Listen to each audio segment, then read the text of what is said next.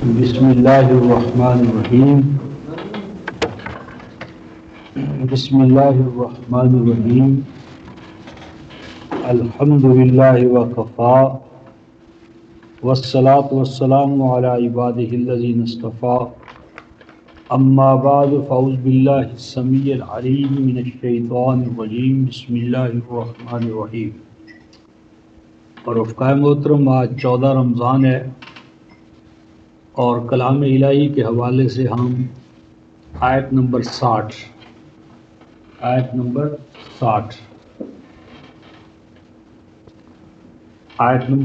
صفحہ 11 یہاں سے سورہ البقرہ صفحہ 11 آیت نمبر 60 یہاں سے شروع کر رہے ہیں۔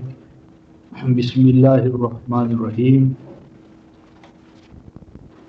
وَإِذِ اسْتَسْقَىٰ مُوسَىٰ لِقَوْمِهِ فَقُلْنَا اضْرِب بِّعَصَاكَ الْحَجَرَ فَانْفَجَرَتْ مِنْهُ اثْنَتَا عَشْرَةَ عَيْنًا قَدْ عَلِمَ كُلُّ أُنَاسٍ مَّشْرَبَهُمْ كُلُوا وَاشْرَبُوا مِن رِّزْقِ اللَّهِ وَلَا تَعْثَوْا فِي الْأَرْضِ مُفْسِدِينَ۔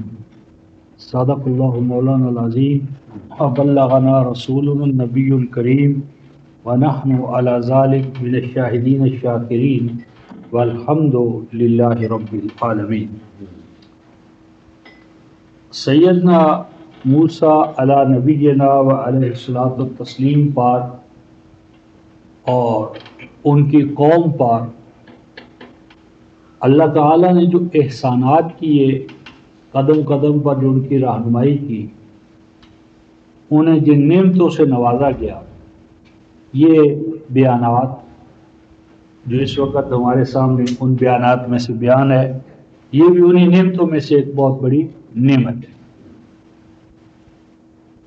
فرمایا گیا کہ یہ وقت بھی یا وہ وقت بھی یاد رکھنے کے قابل ہے کہ جب موسیٰ علیہ السلام نے اپنی قوم کے لیے پانی مانگا، یعنی اس سفر میں یا جہاں وہ ہجرت کر کے تربیت کے لیے رہ رہے تھے، وہاں پانی کی قلت تھی، پہاڑی علاقہ تھا، پانی کی قلت تھی، لشکر کے لیے پانی درکار تھا، تو انہوں نے پانی کا مطالبہ یا دعا کی اللہ تعالیٰ کے حضور میں۔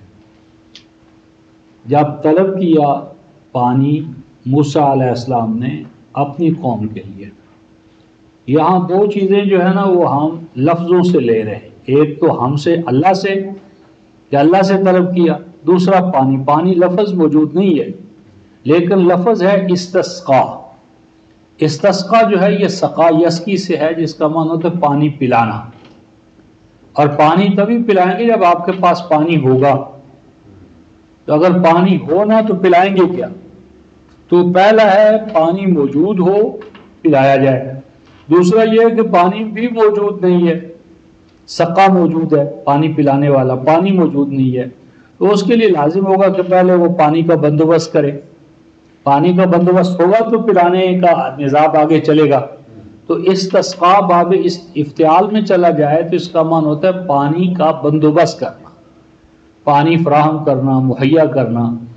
تو سیدنا موسیٰ علیہ السلام نے پانی کے مہیا کیے جانے کا مطالبہ کیا اللہ تبارک و تعالیٰ سے، اور یہ جو اللہ تعالیٰ کا لفظ ہے یہ ہم سمجھ رہے ہیں فقلنا سے۔ اللہ تعالیٰ فرماتے ہیں کہ ہم نے موسیٰ کی اس پکار یا دعا کو سن کر اسے آرڈر دیا، اسے حکم دیا، گویا کہ اس نے اللہ تبارک و تعالیٰ سے یہ ڈیمانڈ کی، دعا کی، اور اللہ تعالیٰ نے اس دعا کا پکار کا یہ جواب دیا۔ فقلنا، پس ہم نے کہا، کیا کہا؟ اضرب بعصاک الحجر۔ عام ترجمہ اس کا یہ ہے کہ مار تو اپنی لاٹھی کو پتھر پر۔ عام ترجمہ اس کا یہ ہے کہ اپنی لاٹھی کو پتھر پر مار۔ تو پھر مارا انہوں نے، پھر کیا ہوا؟ فانفجرت منہ، پس پھوٹ پڑے اس سے اثنتا عشرۃ عینا، 12 چشمے۔ 12 12 اور عینن چشمے. اس میں دو چیزیں سمجھنے والی ہیں رفقائے محترم. جہاں آیا ہے فن فاجرات من ہو یعنی عام ہمارا ترجمہ یہ ہے کہ وہ عصا مارنے کی وجہ سے چشمے پھوٹ پڑے. تو یہ جو عصا ہے رفقائے محترم یہ مؤنث ہے. اگر عصا کے مارنے کی وجہ سے یہ چشمے پیدا ہوئے ہوتے تو من ہونا آتا, بلکہ کیا آتا منہا. عصا مؤنث ہے, عصا مذکر نہیں ہے, عصا ہے مؤنث. تو عصا کے مؤنث ہونے کی دلیل جو ہے وہ ہمارے پاس ایک سے زیادہ مقامات پر اللہ تعالیٰ نے عصا کے لیے فعل اور ضمیر جو استعمال کیے وہ مؤنث کی ہے. مثلا سورہ طٰہٰ میں آپ ذرا دیکھیں 20ویں سورہ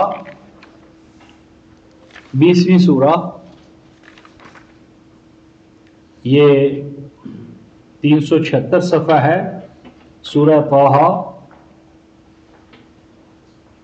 اور آیت نمبر 18 اور 19. سورہ 18 طٰہٰ 20ویں سورہ آیت نمبر 18 اور 19 376 صفحہ.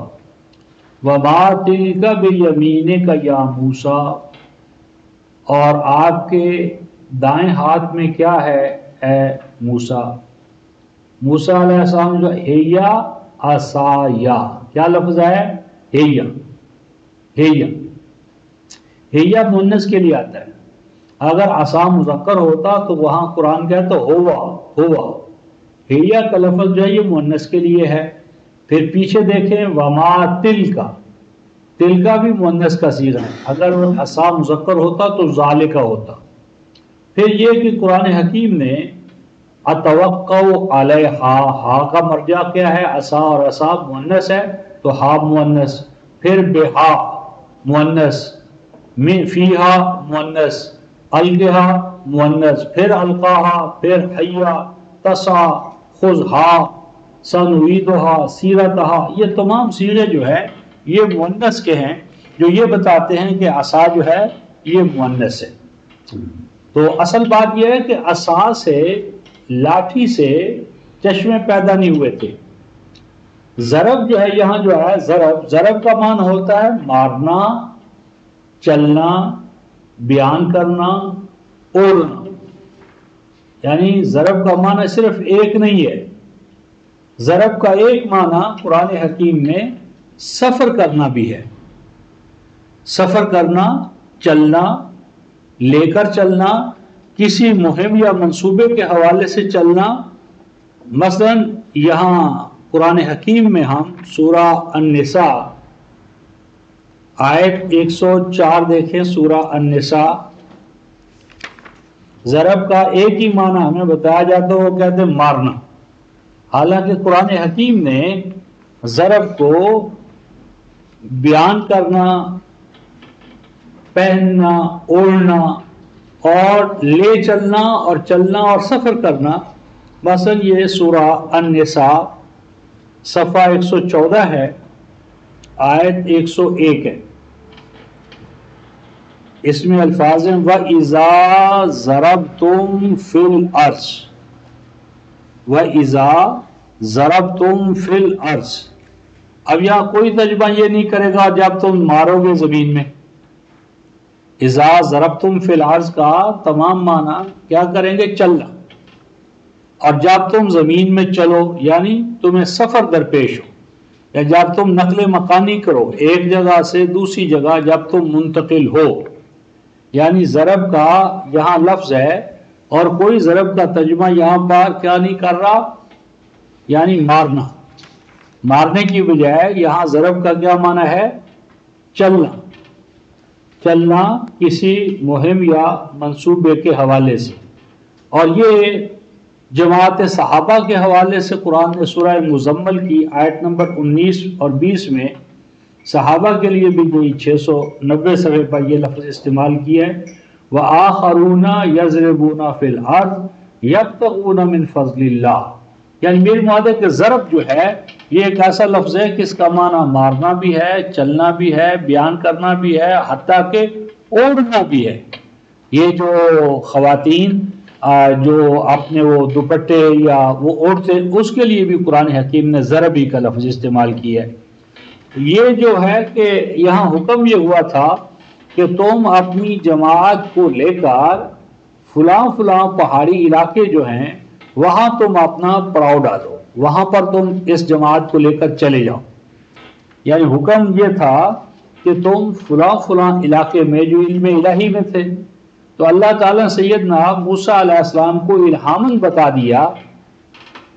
بتایا کہ فلاں فلاں الحجر پہاڑ اور پہاڑی علاقہ، اور عصا کا معنی یہ بھی ہے کہ تو اپنی لاٹھی ٹیکتے ہوئے، لاٹھی کے اوپر سہارا کرتے ہوئے اپنی جماعت کو لے کر فلاں فلاں علاقے میں چلے جاؤ، یعنی فلاں فلاں علاقے، فلاں فلاں پہاڑی میدان علاقے جو ہیں وہاں پر چلے جاؤ، وہاں تمہیں چشمے مل جائیں گے۔ تو یہ اللہ تعالیٰ کی عنایت ہوئی کہ اللہ تعالیٰ نے اپنے علم سے امت کو، قوم موسیٰ کو فیض بخشا اور ان کی رہنمائی کر دی ایسے علاقوں کی جانب کہ جہاں پر آبی وسائل پانی موجود تھا۔ تو فرمایا کہ ہم نے پھر ان کی رہنمائی کی اور ان سے یہ کہا کہ تو اے موسیٰ تو اپنی جماعت کو لے کر اپنا عصا ٹیکتے ہوئے آگے آگے چلتے ہوئے تو فلاں فلاں یعنی پہاڑی علاقے میں چلا جا۔ اور جب وہ اپنے چلنے سے، یعنی یہاں جو ہے نا حسنا تھا من ہو سے مراد ہے ضرب، کہ جب وہ نقل مکانی کرتے ہوئے جب اس جگہ سے وہ اس علاقے میں چلے گئے جہاں پر اللہ تعالیٰ ان کی رہنمائی کی تھی، تو پھر کیا ہوا، وہاں پر یہ حالت تھی کہ حسنا تھا عشرت عینا، وہاں پھوٹ پڑے، اور پھوٹ پڑنے سے یہ مراد نہیں ہے کہ اس وقت، بلکہ پہلے سے وہاں چشمے موجود تھے، چشمے بے شمار پہلے سے موجود تھے، چونکہ ان کے 12 قبیلے تھے تو ہر قبیلے کو ایک ایک ہی چشمہ درکار تھا، کنواں درکار تھا، اس لیے انہوں نے اپنی ضرورت کے مطابق وہاں سے 12 چشمے لے لیے اور باقیوں کے بارے میں انہوں نے کوئی یعنی وہ تردد نہ کیا۔ تو پس پایا انہوں نے اس حجر کے پہاڑی علاقے میں 12 چشموں کو، اور جب وہ چشمے انہوں نے پا لیے تو قد علما کل اناس مشربہم، تو سیدنا موسیٰ علیہ السلام نے ان کو ایک ایک چشمہ الاٹ کر دیا تاکہ لڑائی جھگڑا نہ ہو۔ اب یہاں پر 3 چیزیں جو ہیں وہ ہمارے حوالے سے یعنی ہماری رہنمائی کے لیے ہیں۔ پہلی چیز تو یہ ہے کہ اگر ایک علاقے میں ہم رہ رہے ہیں اور وہاں پر کھانے پینے کا یعنی خورد و نوش کا سامان نہیں ہے، تو یہ نہیں کہ چونکہ یہاں پر ہم آ گئے تھے لہٰذا اب کہاں جائیں۔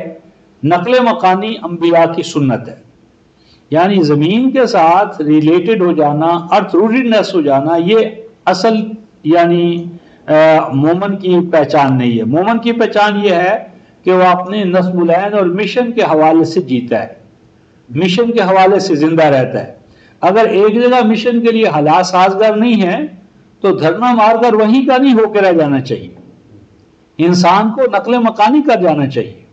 اللہ تبارک و تعالیٰ نے بے شمار امکانات اس کائنات میں رکھے ہیں، تو اگر ایک جگہ ہمارا مقصد پورا نہیں ہو رہا، ہم اپنے مقصد کو بہتر طور پر انجام نہیں دے سکتے، تو اس لیے نہیں بیٹھ جانا چاہیے کہ یہ ہمارے ماں باپ کا، اجداد کا، بزرگوں کا علاقہ ہے، ہم کہاں چھوڑ کر جائیں۔ وہاں جانا چاہیے جہاں انسان کی ضروریات پوری ہوں۔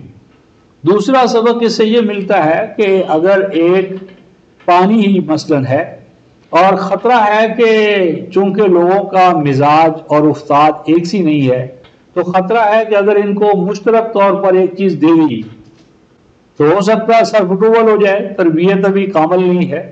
تو امام ایسا کر سکتے ہیں کہ ضرورت کے تحت ان کو کہہ دیجیے بھائی تم اس جگہ سے استفادہ کرو اور تم اس جگہ سے استفادہ کرو، یعنی وہ جو پانی ہے وہ رہے گا انسانیت کا یا ریاست کی ہی کی ملک، لیکن نزاع کو، جھگڑوں کو ختم کرنے کے لیے اور آپس میں سر پھٹوول کو روکنے کے لیے جائز ہے کہ ہم ضرورت کے تحت الاٹمنٹ کر دیں، ضرورت کے تحت الاٹمنٹ کر دیں کہ بھئی یہ علاقہ جو ہے اس سے تم فائدہ اٹھاؤ، یہ جو چشمہ ہے اس سے تم فائدہ اٹھاؤ، یہ جو کانے ہیں یعنی یہ ایک عارضی انتظام ایسا کیا جا سکتا ہے کہ گروہوں کو جھگڑوں سے بچانے کے لیے اور مار کٹائی اور نزاع ختم کرنے کے لیے لوگوں کو ہم ان کی ضروریات جس چیز سے وابستہ ہیں اس کی الاٹمنٹ کر دیں، لیکن وہ پرماننٹ ان کی ملکیت نہ بنائے، ملکیت مستقل نہ ہو، بلکہ ان کو حق ہو استفادے کا کہ بھئی یہ زمین، یہ باغات، یہ علاقہ، یہ کانے تم ان سے فائدہ اٹھاؤ لیکن ان کی خرید و فروخت نہ کرو، یہ چیزیں استفادے کے لیے ہیں تو ان سے استفادہ حاصل کرو جہاں تک ممکن ہے، لیکن یہ پراپرٹی نہیں بنے گی تمہاری۔ تو قد علم کل اناس مشربہم، ہر گروہ کو اس چشمے سے، گھاٹ سے، پانی کنویں سے کہ جن سے انہوں نے استفادہ کرنا تھا ان کو آگاہ کر دیا گیا، بھی تم یہاں آؤ گے اور اپنے مویشی لاؤ گے، تم اس پہ آؤ گے اور اپنے مویشی لاؤ گے، تاکہ نزاع اور جھگڑا کم سے کم ہو جائے اور زیادہ وقت ہم اپنا تعمیری اور عسکری تربیت جو ہے اس پہ لگا سکیں۔ فرماتے ہیں مزید برآں ہم نے حکم دیا کلوا واشربوا من رزق اللہ، یہاں ایک اور اہم نقطہ یہ آیا، فرمایا گیا کھاؤ پیو اللہ کے رزق سے، یعنی وہ کھانے پینے کا انتظام اگر اس طرح ہو جس طرح آج مثلا ہماری زندگی ہے کہ ہر گھر جو ہے اور ہر فرد جو ہے وہ اپنی روٹی کی فکر میں لگا ہوا ہے، اگر اس کے ساتھ ایسا ہو کہ کھانے پینے کا اجتماعی نظام ہو جائے، اجتماعی نظام ہے جی، بجائے اس کے کہ ایک گھر میں پکے، مرکز میں پکے، سینٹر میں پکے، اور پکا پکایا کھانا جو ہے وہ سرو ہو جائے، اور اس طرح خواتین جن کو کہ ہم نے بند کر دیا کھانے پکانے پر، بس بورجی کھانے کے بعد ان کا کوئی بچار ہے ہی نہیں، تو وہ نصف آبادی جو ہے وہ کام جو کھانے پکانے کا ایک محدود تعداد سے بہتر طور پر لیا جا سکتا ہے، اس طرح پوری بقیہ آبادی جو ہے ذکر اور انثیٰ دونوں جو ہیں اس نسب العین کے لیے اپنا وقت، سرمایہ، جدوجہد لگا کر ملتوں کو کہاں سے کہاں لے جا سکتی ہیں۔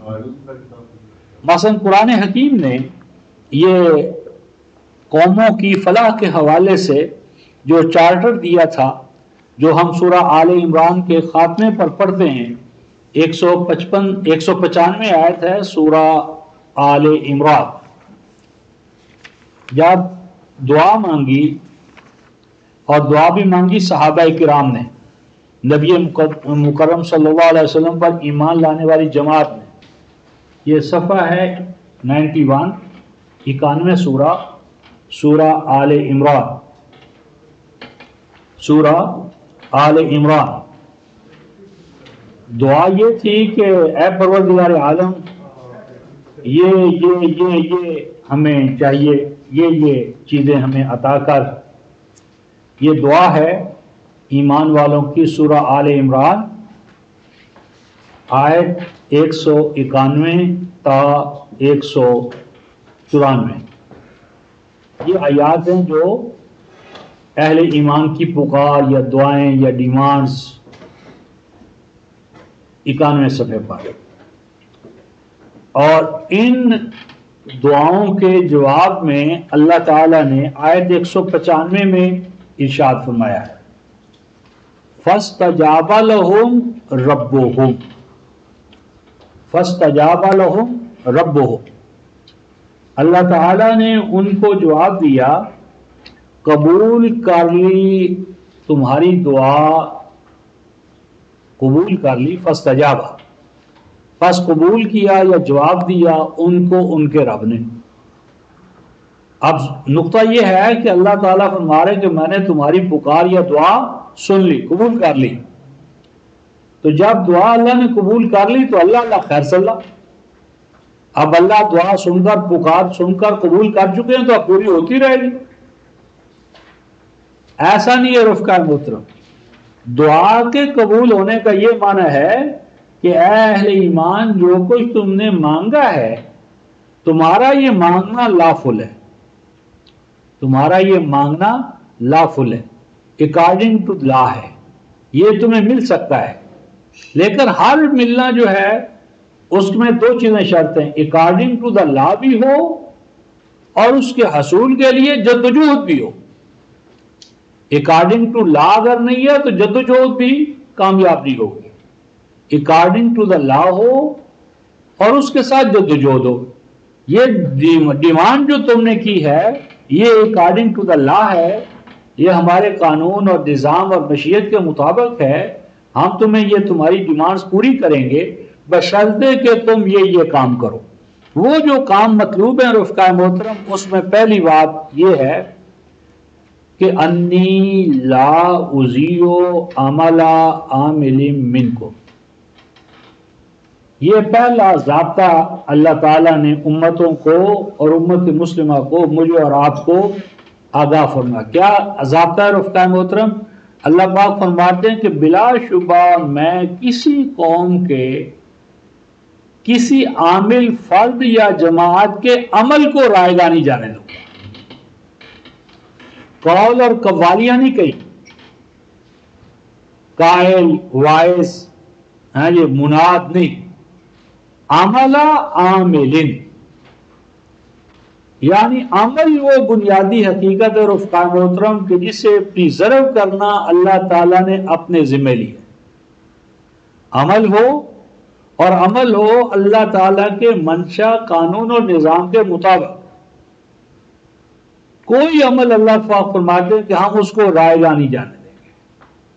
اور عمل کو چاہیے کہ وہ عامل کا عمل ہو. عمل کا معنی یہ نہیں کہ جوش میں آئے تو جوش میں دن رات عمل میں لگ گئے اور جب ذرا تھکاوٹ ہوئی تو سوئے تو پھر گزار دے ہفتے. عامل کا معنی ہے کہ دن رات عمل کرنے والا، مسلسل ہو پائے ہم عمل، تھوڑا ہو لیکن تسلسل کے ساتھ ضابطے کے مطابق. اور عمل کی ایک اور شرط ہے رفقائے محترم، عامل جماعت کے کامیاب ہونے کے لیے ایک اور شرط ہے. وہ کیا ہے؟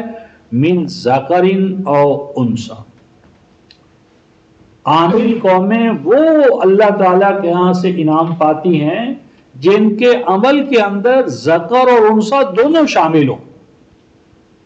یعنی بلڈنگ آف نیشن، قوموں کو بنانا صرف مردوں کا کام نہیں ہے. قوموں کی تعمیر، عروج اور ری بلڈنگ یہ صرف مردوں کا مسئلہ نہیں ہے بلکہ ذکر اور انثی دونوں پر برابر کی ڈیوٹی ہے، برابر کا فریضہ ہے. ذکر بھی شامل ہو اور انثی بھی شامل ہو. اور شامل ہونے کے دوران کس طرح ہو؟ کیا علیحدہ علیحدہ چلیں، کلاسیں علیحدہ، طبقات علیحدہ، ڈبل نظام چلایا جائے، ذکر کے لیے الگ انثی کے لیے الگ نہیں. قرآن کہتا ہے بعضکم من بعض، کہ یہ جو مرد اور عورت کے مابین علیحدگی ہے، علیحدگی، کلی علیحدگی، ایک دوسرے کی جنسی الگ ہے، تو قرآن کہتا ہے یہ غلط بات ہے. بعضکم من بعض، مرد عورت سے، عورت مرد سے، تو عورت مرد کے لیے کون سی چیز ایک دوسرے پر پوشیدہ ہے؟ تو کہنا یہ تھا کہ جو عمل ہے رفقائے محترم اس میں عامل کا عمل چاہیے، عامل ہو عمل کرنے والا، اور اس عمل میں ذکر اور انثی دونوں شامل ہو. تو اب ہم آیت نمبر 60 پہ گفتگو کر رہے تھے، جو فرمایا گیا تھا آیت صفحہ 11 پر کہ کلوا واشربوا من رزق اللہ، کہ اللہ تعالیٰ نے جو کھانے اور پینے کے وسائل مہیا کر دیے ہیں ان سے انفرادی اور اجتماعی دونوں طور پر خوب کھاؤ. لیکن ایک اور کام ہے، کھانا تو کھاؤ، وسائل تو حاصل کرو، لیکن آگے فرمایا وَلَا تَعْثَوْا فِي الْأَرْضِ مُفْسِدِينَ. کھانے پینے سے، وسائل کو حاصل کرنے سے زمین پر فساد نہ برپا کرنا، اصلاح کرنا. یعنی پیٹ بھر لیا، پیاس دور کر لی، تو پیٹ بھر کر کھا لیا، پیاس دور کر لی، اب یہ جو راحت اور آرام ملا، فرصت ملی، قوت و طاقت ملی، انرجی ملی، اب اس قوت و طاقت اور انرجی کا مقصد کیا ہے؟ دوسروں کے ہاتھ پاؤں کو توڑ دینا، دھوکہ کرنا، فساد کرنا، اپنی ذہانت سے دوسروں کا استحصال کرنا، جس طرح آج ہم کر رہے ہیں. کہ یہ تمام ڈگریاں، یہ علوم، یہ کیوں ہیں؟ دوسروں کو لوٹنے کے لیے، بیوقوف بنانے کے لیے۔ علم ہمارا آج یہی ہے کہ جتنا دوسرے کو ڈاج دے سکتے ہو دو، دوسروں کی کمزوریوں سے فائدہ اٹھانا، دوسروں کے لیے جعلی ضروریات پیدا کر دینا، ہاں جی، حقیقی ضرورت نہیں ہے، پراپوگنڈے کے زور پر ایسی چیزیں جن کی ضرورت ہی نہیں ہے، لگژریز ہیں، ان کو نیسیسٹیز سے بڑھا دینا۔ تو فرمایا کہ ایسا نہ کرنا، وَلَا تَعْثَوْا فِي الْأَرْضِ مُفْسِدِينَ، نعمتوں کو پا کر قوت و طاقت اور انرجی حاصل کرنے کے ساتھ زمین پر فساد کے لیے اپنے آپ کو وقف نہ کرنا۔ کھاؤ پیو، قوت طاقت پیدا کرو، انرجی پیدا کرو، اور اس کو قوت و طاقت کو اصلاح کے لیے، فلاح کے لیے، دوسروں کو اٹھانے کے لیے اس قوت و طاقت کو استعمال کرو۔ یہ ایک فیز تھی رفقائے محترم۔ اب آیت نمبر 61 سے اگلی بات یہ سامنے آتی ہے کہ جب وہاں پر پانی بھی مل گیا، نعمتیں بھی مل گئیں، اور عسکری تربیت کا نظام جو ہے وہ سیدنا موسیٰ علیہ السلام نے شروع کر دیا، تو زمانہ غلامی کے جو چونچلے تھے، طرح طرح کے کھانے، خواہ وہ دوسروں کے جھوٹے ہی کیوں نہ ہو، پسند انداز کردہ، وہ چٹخارا پن، منہ کا ذائقہ، جس طرح آج رمضان بھی ہے تو کہیں سے کچوریاں ہیں، کہیں کیا ہے پکوڑے ہیں، کہیں فلاد، یہ طرح طرح کے انواع و اقسام کے کھانے، اور رمضان کا نام، اور بجٹ سارا رمضان کا الٹ دیتے ہیں۔ صحابہ کرام رضوان اللہ علیہ مجمعین کے حوالے سے ہم دیکھتے ہیں رفقائے محترم کہ اگر کسی کے پاس 7 دانے کھجور کے اور قاسم من الماء اور پانی کا ایک پیالہ ہوتا تھا تو کہتے تھے کننا نظن بانفسنا سعداء، ہم کہتے تھے آج بڑے خوش قسمت ہیں کہ ہم میں سے ایک ایک کے پاس 7-8 کھجوریں ہیں اور پانی کا پیالہ ہے۔ تو یہ چند کھجوریں اور پانی کا سادہ پیالہ تھا رفقائے محترم، اور رمضان تھا، اور اسی رمضان میں کیا تھی؟ بدر کی فتح بھی رمضان میں رفقائے محترم، اور مکہ کی فتح بھی رمضان میں، اور صلاح الدین ایوبی کے دور میں عین جالوت کی فتح بھی رمضان میں۔ تو رمضان جب تقویٰ کی اساس پر قائم ہوتا ہے، غذاؤں کی بنیاد پر نہیں، تو پھر بدر اور فتح مکہ ہے۔ اور جب سارا رمضان جو ہے وہ کھانے پینے کے حوالے سے ہو، طرح طرح کے کھانے پینے، انواع و اقسام کے مشروبات، تو پھر تو وہ پیٹ اور بھوک اور پیاس اسی کا روزہ ہے، وہ تقویٰ والا روزہ تو ہے ہی نہیں۔ تو ارشاد فرمایا گیا کہ پھر بنی اسرائیل نے بھی اسی طرح کا مظاہرہ کیا۔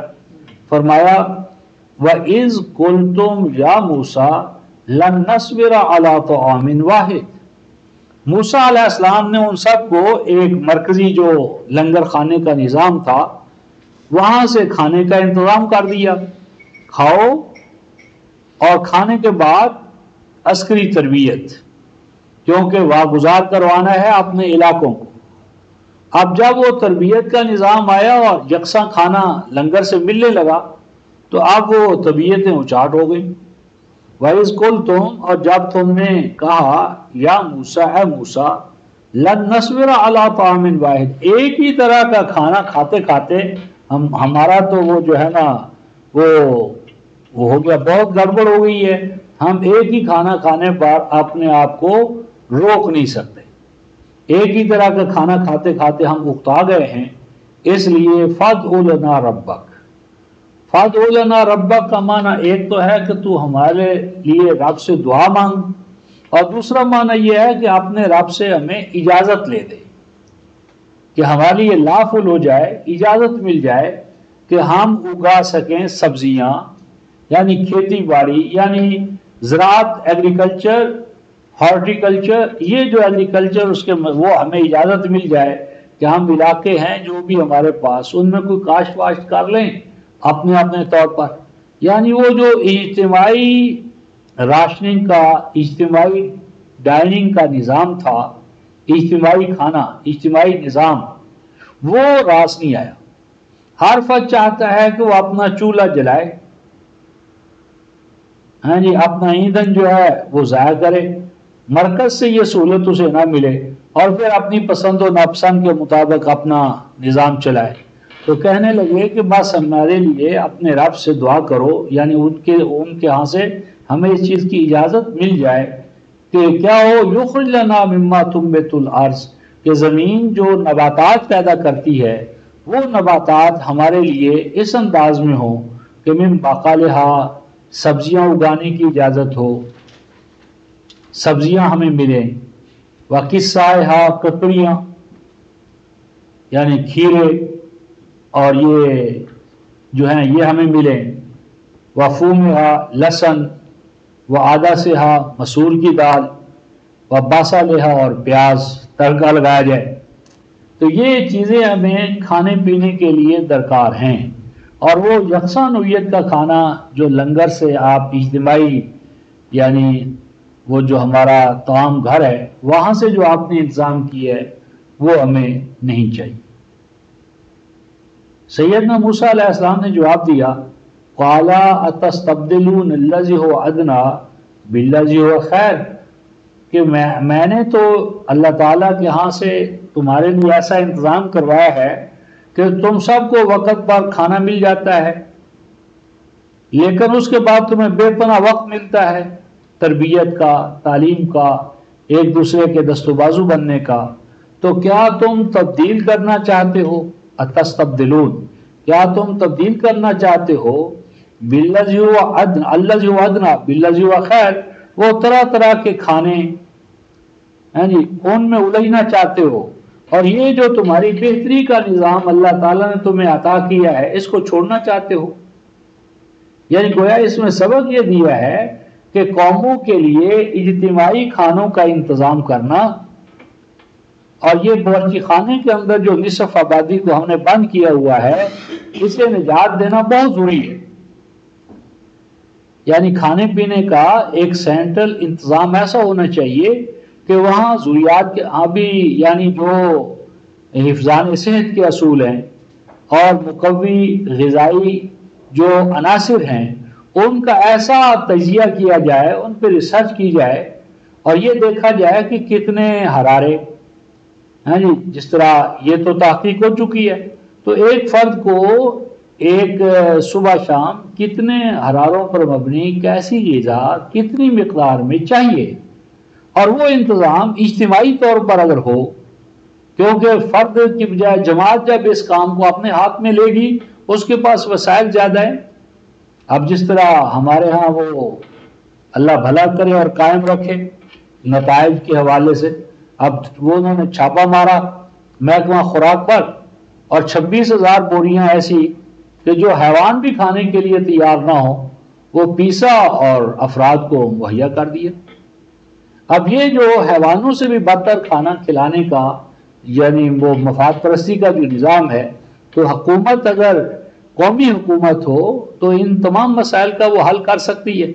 تو بس اجتماعی کھانوں کو کہ جس میں وقت ملے فرد کو، ذکر کو بھی اور انثیٰ کو بھی، کہ وہ زیادہ سے زیادہ اپنی ذات کی تعمیر اور تربیت اور بہتر بنانے کے لیے مفید عامل بنے، ہر فرد امت کا، انسانیت کا بہتر خادم بنے.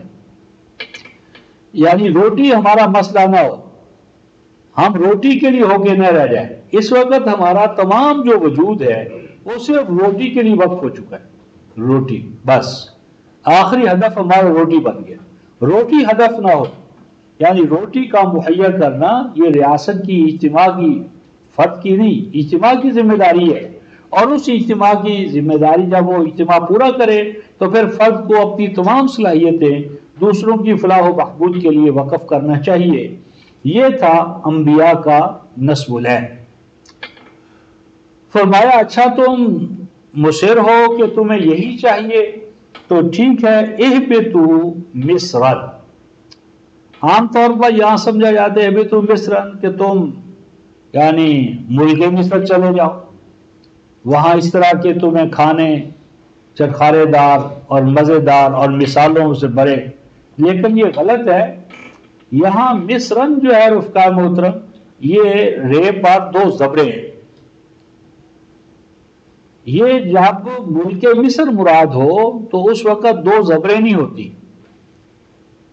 مثلا قرآن حکیم میں سورہ یونس میں ہم پڑھتے ہیں، یہ 10ویں سورت ہے سورہ یونس،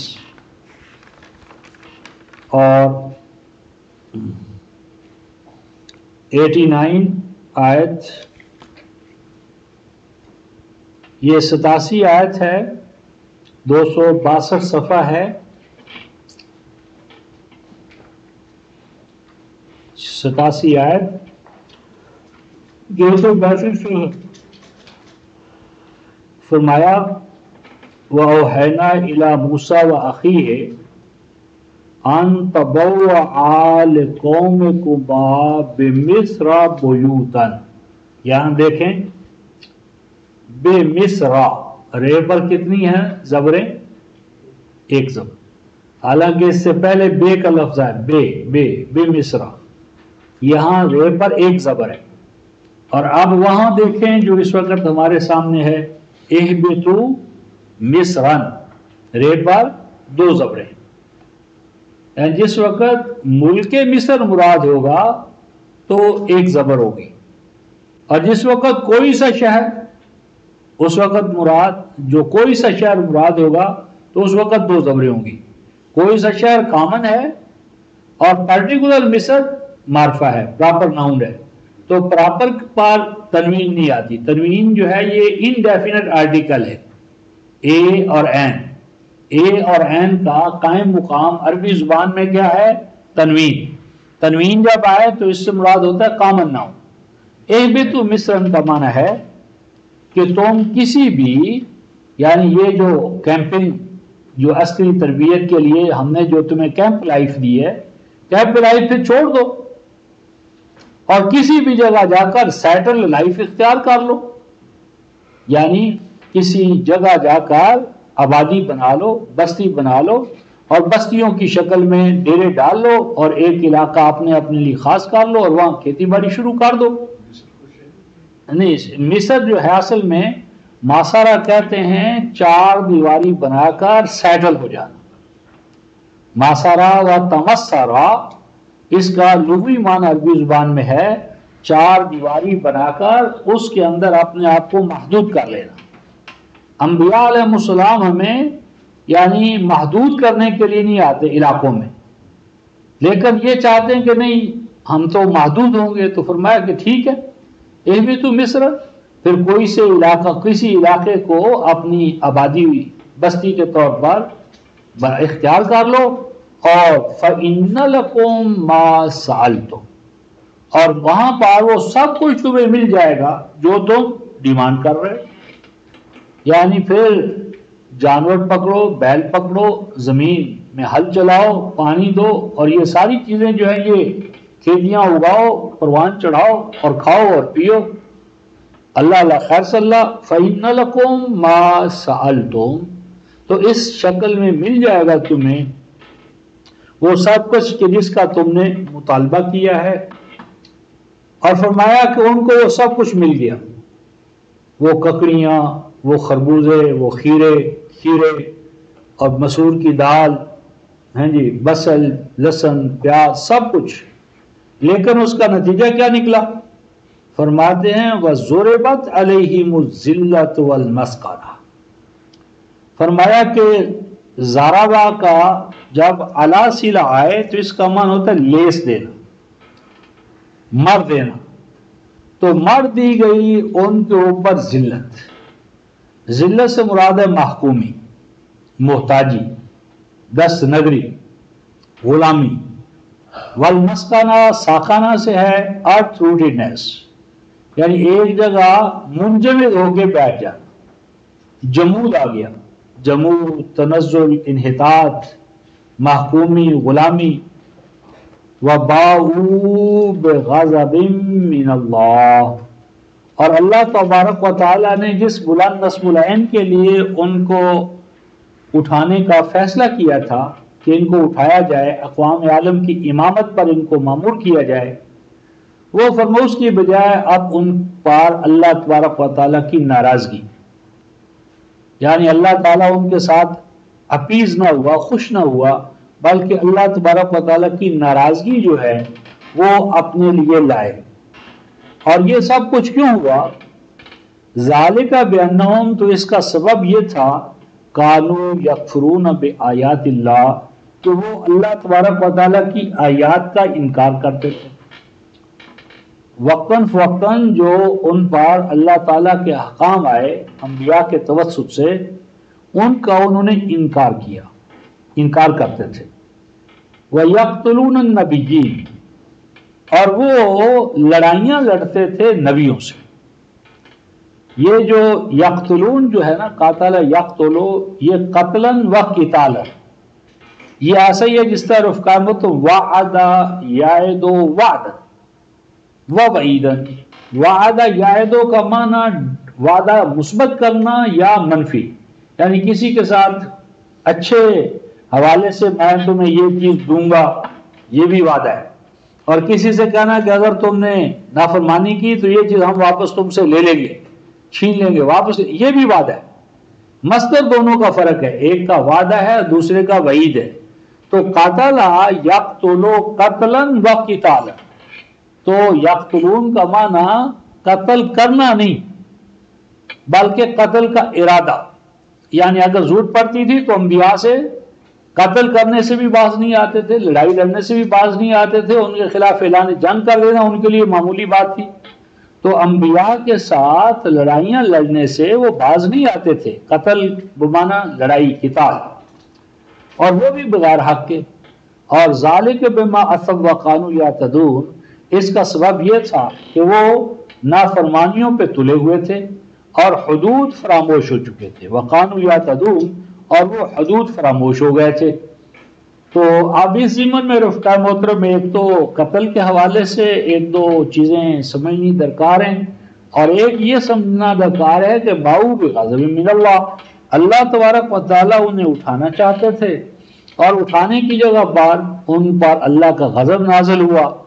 تو یہ کیا اللہ تبارک و تعالیٰ کے جو ارادے ہیں، اللہ تو ان کو اٹھانا چاہتے تھے اور وہ غضب کی زد میں آ گئے. تو اللہ تبارک و تعالیٰ کے ارادے کیا پسپا ہوتے ہیں یا ہو سکتے ہیں؟ اس ضمن میں رفقا محترم ہم ایک المائدہ میں 5ویں سورہ ہے، سورۃ المائدہ،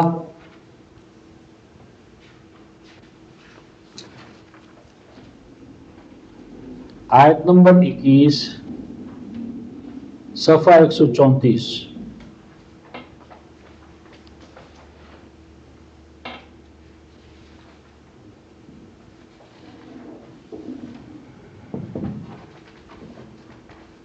صفحہ 134،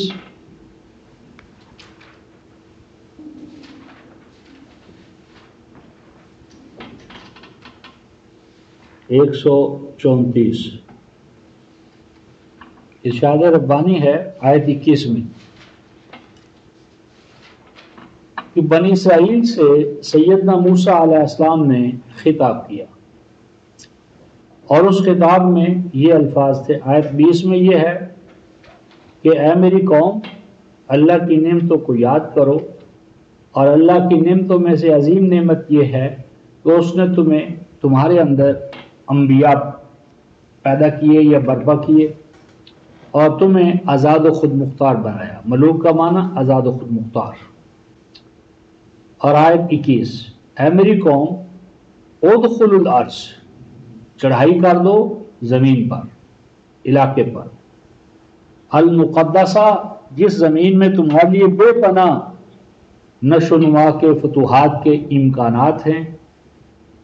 اور آگے الفاظ ہیں کاتب اللہ لکم، کہ وہ زمین اللہ تبارک و تعالیٰ تمہارے لیے لکھ چکے ہیں. یعنی زمین جو ہے وہ تمہارے لیے لکھی جا چکی ہے. تو کہنے والا کہہ سکتا ہے جب اللہ نے لکھ دی ہے تو مل جائے گی، کیونکہ اللہ کا لکھا تو امر اور امر ہوتا ہے. کاتب اللہ لکم، اللہ لکھ چکے ہیں، تو جب لکھ چکے ہیں تو مل جائے گا. پریشان ہونے کی کیا بات ہے؟ جس طرح ہم کہتے ہیں کہ جی اللہ لکھ چکا ہے تیری میری قسمت میں، فلاں کی قسمت میں، تو جو قسمت میں لکھا ہے مل ہی جائے گا۔ تو اس تصور پر یہ بات الہی آیات جو آگے آ رہی ہیں بہت عمدہ روشنی ڈالتی ہیں، بشرطے کہ ایمان کے حوالے سے ہم انہیں پڑھیں اور سمجھیں۔ فرمایا یہ زمین تمہارے لیے اللہ لکھ چکے ہیں، آگے بڑھو، حاصل کرو۔ وَلَا تَرْتَدُّوا عَلَىٰ أَدْبَارِكُمْ فَتَنْقَلِبُوا خَاسِرِينَ، اور دیکھو اللہ جب تمہیں حکم دے رہے ہیں کہ آگے بڑھو اور آگے بڑھ کر ان علاقوں پر قبضہ کرو، تو دیکھنا بیک آؤٹ نہ ہو جانا، آگے بڑھنے کی بجائے منہ موڑنے کی جو ہے نا ذہنیت وہ نہ پیدا کرنا۔ اور اگر تم نے منہ موڑا تو تمہارا یہ انقلاب جو ہے انقلاب نہیں ہوگا، ارتجاع ہوگا، پیچھے کی طرف لوٹنا، اور خسارے اور ناکامی کے سوا تمہیں کچھ نہ ملے گا۔ اب قوم، آیت نمبر 22، قوم کیا کہتی ہے؟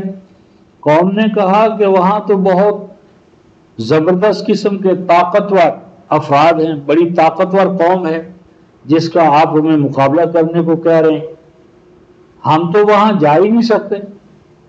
اِنَّا لَن نَدْخُلَهَا، ہم تو وہاں جائے علاقوں میں، حتیٰ یخرج منہا، تاکہ وہ وہاں سے خود نکلنا ہے، نکالنا دیا جائے ان کو، اور اگر وہاں سے ان کو نکال دیں گے تو پھر ہم اتنے حد دھرم نہیں ہے کہ پھر بھی بیٹھے رہیں اور پھر بھی بطور فاتح وہاں داخل نہ ہو۔ تو صرف فرمایا کہ پوری جماعت میں 2 بندے تھے کہ جو صحیح معنی میں اللہ کے انعام کے قدردان تھے، اور ان میں اللہ تبارک و تعالیٰ کا کھٹکا تھا یا خافور۔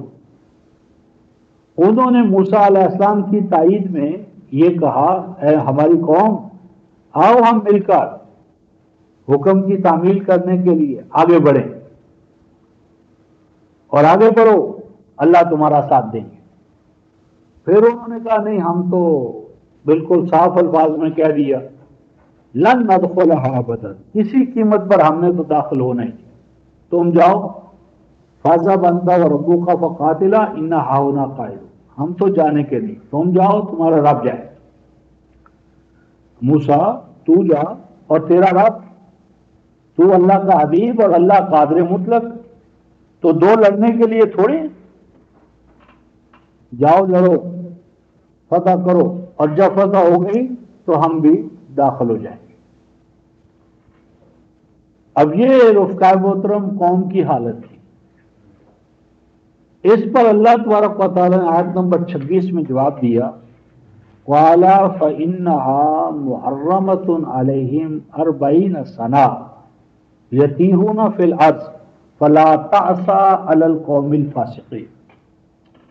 اے موسیٰ، اب یہ زمین جس کے بارے میں ہم نے کہا تھا کہ انہیں دی جا سکتی ہے، یہ اب ان پر 40 سال تک حرام ہے، 40 سال تک یہ زمین سے محروم رہیں گے، اور 40 سال تک یہ زمین میں ٹکرے ماریں گے، آوارہ گردیاں کریں گے، سرگرداں پھرتے رہیں گے، اور 40 سال کے بعد پھر کیا صورت پیدا ہوتی ہے وہ ایک دوسرا سوال ہے۔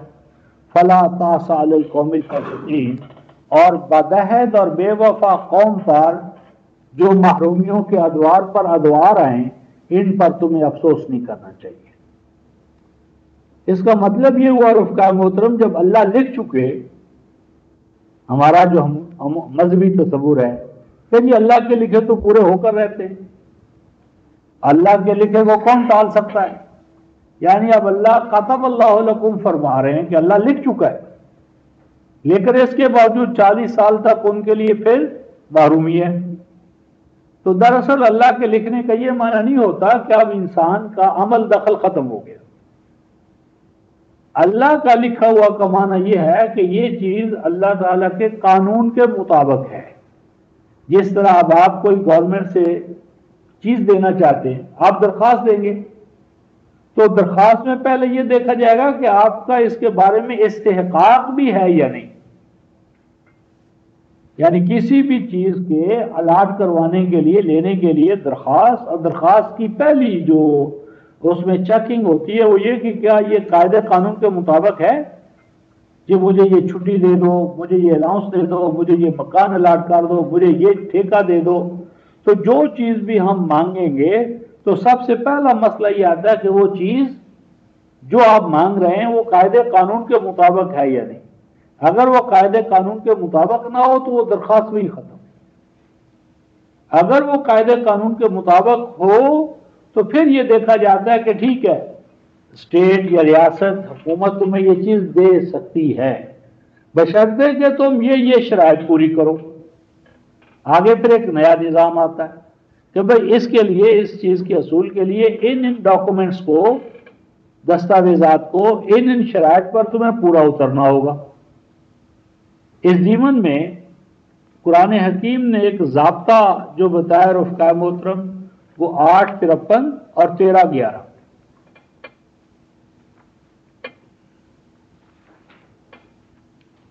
8:53 13:11۔ مثلا ہم 13:11 دیکھ لیتے ہیں۔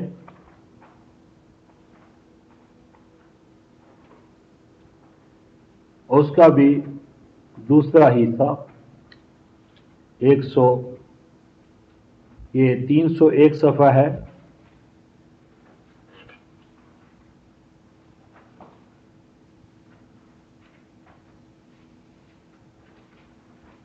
لہو معقبات من بین یدیہ ومن خلفہ یحفظونہ من امر اللہ ان اللہ لا یغیر ما بقوم حتی یغیروا ما بانفسہم۔ لہو معقبات من بین یدیہ ومن خلفہ، اس اللہ تعالی کی طرف سے معقبات وہ کائناتی قوتیں جو انسان کی طرف جو منفی نوعیت کے عناصر ہوتے ہیں ان کو بڑھنے سے روکتی ہیں۔ یہ کائنات، اس میں مسلسل و پہم رفقائم ہو تو اوپر کی سطح پر یعنی پتھروں کی بارش ہو رہی ہے، مسلسل و پہم۔ وہ راستے میں اللہ تعالیٰ نے ان کو کرش کر دیا جاتا ہے، صحیح کر دیا جاتا ہے۔ وہ کائناتی قوتیں جو انسان کو منفی اور تخریبی چیزوں سے محفوظ رکھ رہی ہیں، وہ کائناتی قوتیں معقبات ہیں۔ وہ جو اللہ تعالیٰ کے ٹھہرے ہوئے نظام کے مطابق انسان کی حفاظت فرما رہی ہیں، جب تک اللہ تعالیٰ کی مشیت کا تقاضا ہوتا ہے کہ انسان رہے، میں رہوں، آپ رہیں۔ پھر ایک سٹیج آ جاتی ہے کہ ہمیں بلاوا آ جاتا ہے، موت آ جاتی ہے، اقوام کی شکل میں زوال آ جاتا ہے۔ تو آگے اللہ تعالیٰ فرماتے ہیں کہ ان اللہ لا یغیر ما بقوم، بلا شبہ اللہ تعالیٰ کوئی تبدیلی نہیں لاتے۔ بلا شبہ اللہ تعالیٰ کوئی تبدیلی نہیں لاتے۔ کہاں؟ ما بقوم، ان اللہ لا یغیر ما بقوم، اللہ تعالیٰ کوئی تبدیلی نہیں لاتے کسی بھی قوم کے اندر۔ اور ما بقوم کا آگے یہ الفاظ ہیں حتی یغیروا ما بانفسہم، تاکہ کہ وہ قومیں خود اپنی نفسیات کو تبدیل نہ کریں۔ یعنی انسانی دنیا میں جو بھی تبدیلیاں آئیں گی رفقائے محترم، وہ انسانوں کے ہاتھوں سے آئیں گی، یعنی عروج ہو یا زوال۔ عروج و زوال کی جو اساس ہے وہ قوموں کی اپنی نفسیات ہے۔ اہم ترین تبدیلی کس میں آنی چاہیے؟ نفسیات میں، سائیکالوجی میں۔ اگر میری اور آپ کی نفسیات تبدیل نہیں ہوئی رفقائے محترم، وہی مار دھار کی نفسیات ہے، تو اگر ہمیں اقتدار مل بھی جائے تو کیا ہوگا؟ وہ مار دھار کی نفسیات جو ہے وہ اپنا گھر بھرنے پر سب سے پہلے ہم تو پہلے اپنا گھر بڑھیں گے، پھر دائیں بائیں، پھر حالی موالی، تو وہ لوٹ مار کا تو کہیں بھی ہمیں وہ جو ہے وہ نہیں چھوڑے گا جذبہ جو ہے۔ تو فرمایا کہ جب تک کسی قوم کی نفسیات میں تبدیلی نہ ہو، وہ تخریبی یا تعمیری، فلاح کی یا تخریب کی، تو پہلے قوموں کی نفسیات تبدیل ہوتی ہے رفقائے محترم۔ اور جب قوموں کی نفسیات تبدیل ہوتی ہے تو پھر خارجی حالات تبدیل ہو جاتے ہیں اللہ کے ٹھہرے ہوئے قانون کے مطابق۔ تو جب تک میری اور آپ کی نفسیات میں چینج نہ آئے، ہمارا ذہن تبدیل نہ ہو اور ذہن نصب العین کے حوالے سے نہ ڈھلے، تو اگلا کام آسان نہیں، بہت مشکل ہے۔ نمبر 2، سورہ الفتح میں ذرا دیکھیں، سورہ الفتح 48ویں سورہ، 611 صفحہ،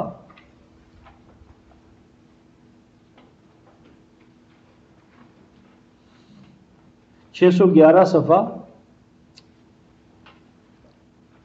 48ویں سورہ، انا فتحنا لک فتحا مبینا،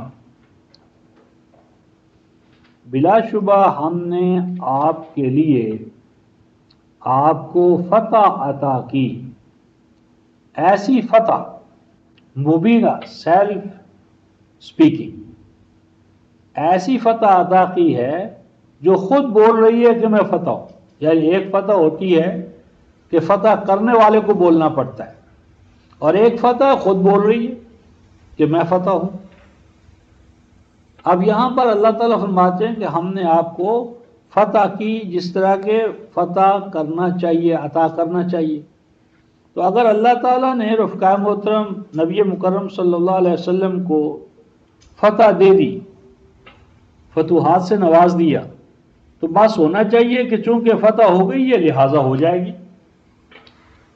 اور سورہ توبہ میں جو فرمایا اعدوا لهم ما استطعتم من قوة ومن رباط الخیل، یعنی اللہ تعالیٰ نے حبیب مکرم صلی اللہ علیہ وسلم کے ساتھ کیا وعدہ فرمایا؟ فتح کا، کہ ہم نے آپ کو فتح دے دی۔ تو کہنے والا کہہ سکتا ہے جب اللہ تعالیٰ نے فتح کا آپ کو دے دیا ہے کہ فتح ہو کر رہے گی تو بس ہو جائے گی، اب ہاتھ پاؤں توڑ کر بیٹھ جاؤ، مستقبل پہ نظر رکھو، اللہ نے کہہ دیا ہے کہ میں فتح تمہیں دوں گا تو بس فتح مل جائے گی۔ ایسا نہیں ہے، اس فتح کو پانے کے لیے رسول پاک صلی اللہ علیہ وسلم کو حکم ہوتا ہے سورہ الانفال میں کہ اعدوا لهم ما استطعتم، کہ جہاں تک تم سے ممکن ہے، جہاں تک، سورہ الانفال کی آیت نمبر 60، اعدوا لهم ما استطعتم من قوة، جتنی قوت طاقت بہم پہنچا سکتے ہو وہ قوت بہم پہنچاؤ، اتنی قوت بہم پہنچاؤ کہ تمہارا دشمن گھر بیٹھے اس پر کب بھی طاری ہو جائے۔ ترحبون بھی عدو اللہ، کہ جو تمہارا دشمن ہے وہ میلی آنکھ سے تمہاری طرف دیکھ نہ سکے، اتنی قوت۔ اور کہا یہ کہ انا فتحنا لک فتحا مبینا، فتح تو ہم آپ کو دے رہے ہیں۔ یعنی مراد یہاں پر یہ ہے کہ آپ کے لیے فتح کا ملنا یہ ہمارے قانون اور نظام کا تقاضا ہے، یہ لافل ہے، لیکن اس کے لیے وسائل اکٹھے کریں، متعلقہ شرائط کو پورا کریں، لیکن وسائل کو کیا ہے، سہارا وسائل پر نہ کریں۔ یعنی فتح کا فائنل ذریعہ اسباب نہیں ہے، وہ اللہ کی معیت ہے، اللہ کی معیت، اقلیت ہو لیکن اللہ کے ساتھ تقوی اور طہارت اور خشوع اور انابت کا تعلق رکھنے والی صابر اقلیت کم وسائل میں رہتے ہوئے غالب آ سکتی ہے اکثریت پر، ایسی اکثریت جو اللہ اور رسول کے ٹھہرے ہوئے قوانین اور نظام کی مخالف ہو۔ قلت و کثرت میں یار نہیں ہے، وسائل جہاں تک ممکن ہو کرو، لیکن نظر رب پر ہو نہ کہ وسائل پر۔ تو یہ جو فتح مبین، تو اس کا یہ معنی کہ فتح ہو کر رہے گی اور ہمیں آپ کچھ نہیں کرنے کا، ایسی بات نہیں ہے۔ تو یہ جو دو حوالے ہیں رفقائے محترم، یہ اللہ تعالیٰ کی تدابیر انسانی دنیا میں کس طرح بروئے کار لاتی ہیں اس کے ایک گوشے کی ان سے وضاحت ہوتی ہے۔ اب ایک اور گوشہ ہمارے سامنے سورہ القصص میں آتا ہے، 461 صفحہ، 461 صفحہ،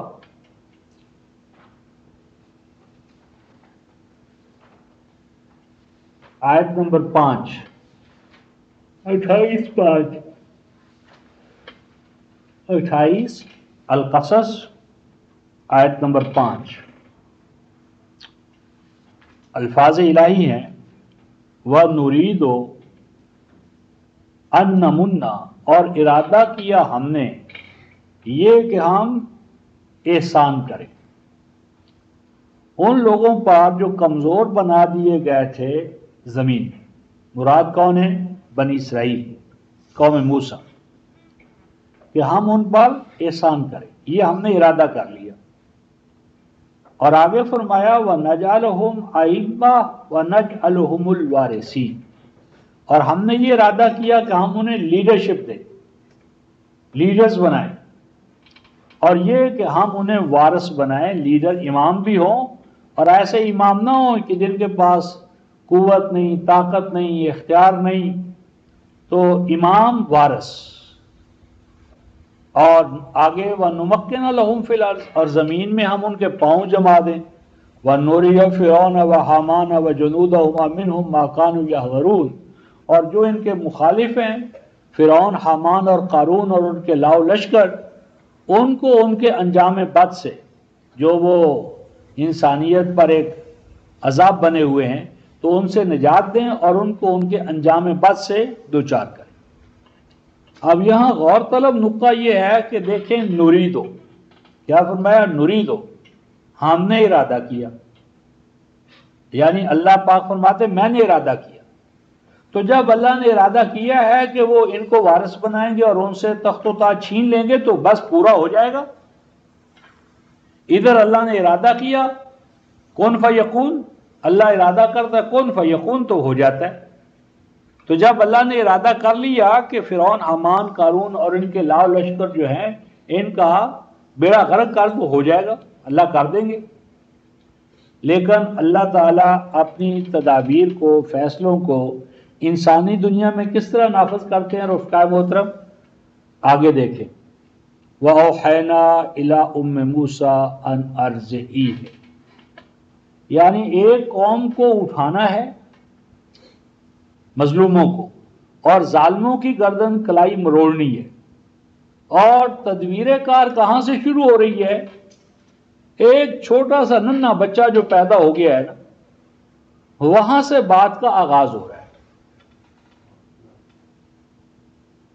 یعنی کیا سبق دیا کہ منصوبہ ہے بہت لمبا، اور بہت لمبے منصوبے کو بروئے کار لانے کے لیے ایک ادنا ترین کام کیا؟ ایک علاقہ، اور اس علاقے میں کچھ مزید علاقے کو صاف ستھرا کر کے کچھ پنیری بوئی جا رہی ہے، باغ اگانا ہے، اور باغ اگانے کے لیے پہلے پنیری کا بیجوں کا انتظام کیا جا رہا ہے۔ یہ نہیں کہ باغ ہم اگانا چاہتے ہیں، زمین بھی نہیں ہے، پنیری بھی نہیں ہے، کچھ بھی نہیں ہے، اور شیریں باغ کے شیریں پھلوں کا تصور لے کر بیٹھے ہوئے۔ تو یعنی نقطۂ آغاز کیا ہے؟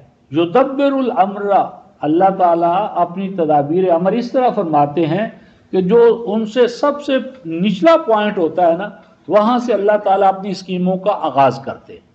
اب یہاں دیکھیں ایک بچہ پیدا ہو رہا ہے، اس بچے کی ماں کی طرف وہی ہو رہی ہے، پھر وہ بچہ جوان ہوتا ہے اور اس بچے کو آغاز ہی میں دشمن کے گھر میں پہنچایا جاتا ہے، فرعون کے گھر میں، یعنی فرعون کے گھر میں اس کا دشمن پلوایا جا رہا ہے اس کے اپنے ہاتھ سے، اور وہ پھر جوان ہوتا ہے، پھر جوان ہونے کے بعد اس سے ایک قبطی مر جاتا ہے، پھر وہاں سے وہ ہجرت کرتا ہے، پھر وہ 10 سال مدین میں گزارتا ہے، 10 سال مدین گزارنے کے بعد اب پھر وہ واپس آتا ہے، واپس آ کر پھر وہ حقوق کی جدوجہد شروع کرتا ہے، پھر اس جدوجہد میں ایک اور ہجرت ہے، ایک اور ہجرت ہے، اور اس ہجرت کے بعد پھر ابھی یہ مراحل ہمارے سامنے ہیں۔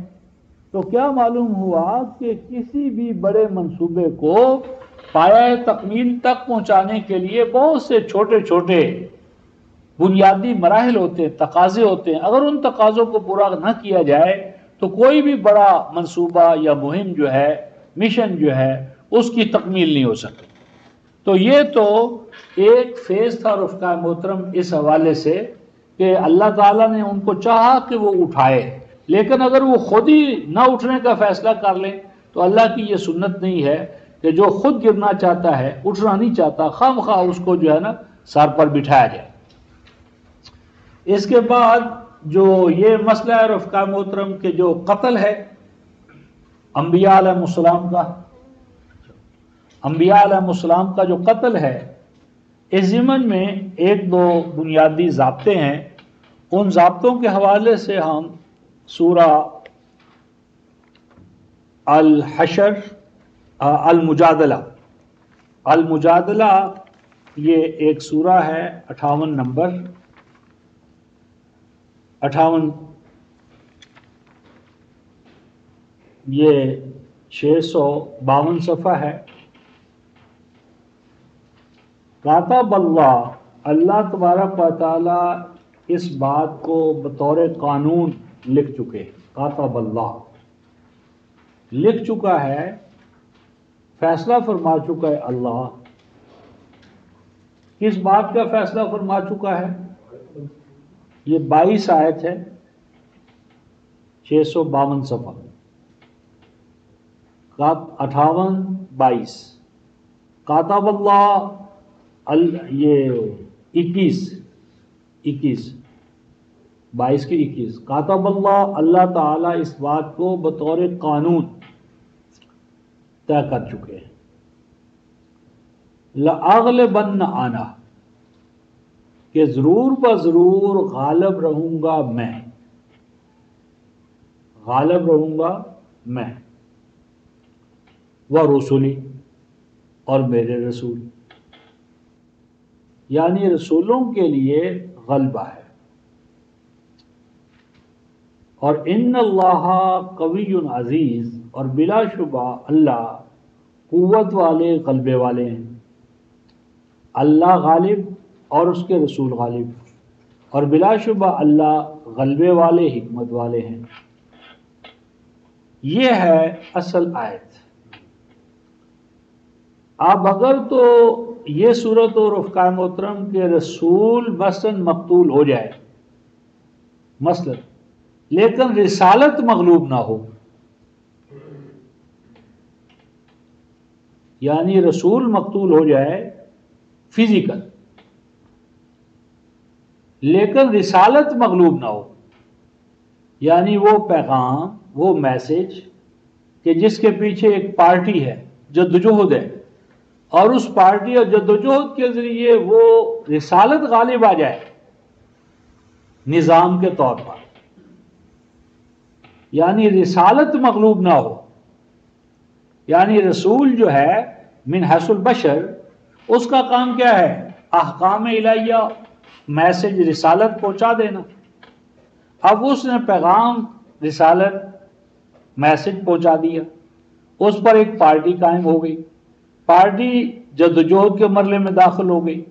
اب اگر اس جدوجہد کے مرحلے میں رسول مثلا فرض کر لیتے ہم قتل ہو جاتا ہے، تو اس صورت کے اندر رسالت مغلوب نہ ہو، یعنی وہ پارٹی، وہ جدوجہد، اس پارٹی اور جدوجہد کے نتیجے میں وہ رسالت غالب آ جائے،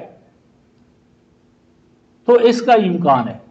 یعنی یہاں جو ہے کہ اللہ کے رسول یعنی ان کی رسالت لازم ہے کہ غالب آئے۔ ادروائز دیکھنا یہ ہے کہ رسول کو اگر گولی لگے تو کیا ایک رسول کو گولی لگتی ہے اور ایک گولی لگتی ہے کافر کو، تو کیا رسول پہ لگنے والی گولی جو ہے اللہ اسے بے اثر کر دیں گے؟ مثلا ہم سورہ آل عمران میں پڑھتے ہیں کہ جب احد میں نبی مکرم صلی اللہ علیہ وسلم کو زخم لگے عام قوم کی طرح، تو آپ کا بدن بھی اسی طرح زخمی ہوگا، خون بہے گا۔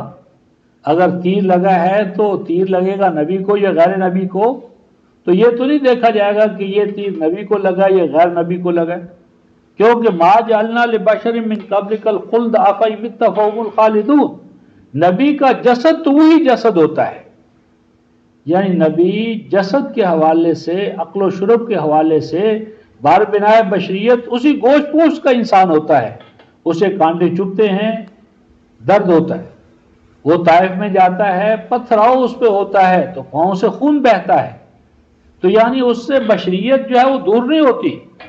تو اگر تو ایسے حالات ہوں کہ مثلا نبی یعنی ایسے حالات میں ہو جائے کہ اسے کوئی دشمن جو ہے وہ گولی مارے، تیر مارے، نشانہ اس پر آ لگے، تو کیا ایسا ہے کہ اس پر وہ کارگر نہ ہوگا؟ یعنی تبھی قوانین کے تحت لازم ہے کہ وہ اس پر اثر انداز ہو۔ لیکن ایک نبی کو پکڑیں اور اس کے نتیجے میں اس کو آرے میں چیر دیں اور مسلسل و پہم یہی ہوتا رہے، کہیں نبی آروں سے چیرے جاتے رہیں، کہیں ان کے جسموں کے اوپر جو ہے وہ کیڑے بٹھا دیے جائیں اور بس قتل اس کے سوا اور کوئی ہو ہی نہ، تو یہ چیز جو ہے نہیں ہے۔ یعنی اگر وہ نبی قتل ہو گیا، کوئی اس کے ساتھ جماعت نہیں ہے، نبی کے قتل ہونے کے ساتھ رسالت بھی قتل ہو گئی، یہ نہیں ہوگا۔ لازم ہے کہ نبی کا جتھا یا نبی خود غالب ہو یا نبی کا کوئی جتھا ہو، جماعت ہو، اور وہ جتھا اور جماعت جو ہے وہ اس پیغام اور مشن کو لے کر آگے نکلے، جدوجہد برپا کرے، آج نہیں تو کل وہ جدوجہد جو ہے وہ غالب ہو کر رہے۔ تو بہرحال نبیوں کے لیے ایک تو یہاں پر فرمایا کہ غلبہ ہے، مغلوبیت نہیں۔ دوسرا اس کے ساتھ ہم سورہ تو 37ویں سورہ 37ویں سورہ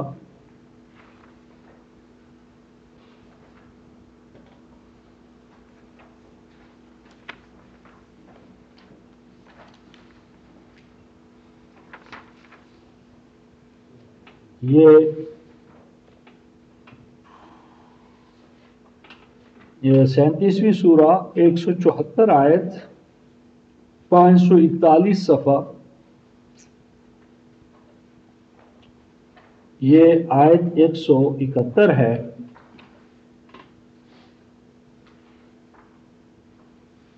وَلَقَدْ سَبَقَتْ كَلِمَتُنَا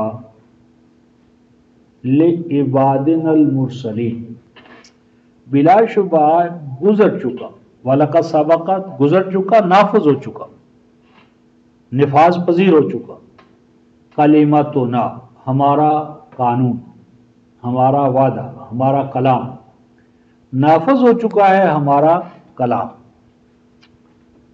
لعبادنا المرسلین، اپنے ان بندوں کے لیے جن کو کہ ہم رسول بناتے ہیں، یعنی اپنے رسول بندوں کے حوالے سے ہمارا یہ قانون یا نظام نافذ ہو چکا ہے۔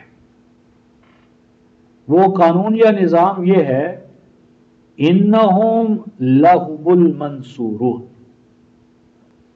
کہ یقیناً ضرور بضرور ان کو اللہ تعالیٰ کی طرف سے نصرت عطا ہوتی ہے، وہ منصور ہوتے ہیں، مغلوب نہیں ہوتے، منصور ہوتے ہیں۔ وَإِنَّ جُنْدَنَا لَهُمُ الْغَالِبُونَ، اور بلا شبہ ہمارے لشکر ہی انجام کار غالب آتے ہیں۔ رسول منصور ہوں گے، ہوتے ہیں، اور رسولوں کے ساتھ جو لشکر اٹھتے ہیں ان لشکروں کے لیے غالب آنا ہے، مغلوب ہونا نہیں ہے۔ جب یہ بات اللہ تعالیٰ نے اپنی سنت کے طور پر بیان کی تو مکی حالات میں مسئلہ گڑبڑ ہے کہ رسول مغلوب ہیں اور ابو لہب اور ابو جہل غالب ہیں،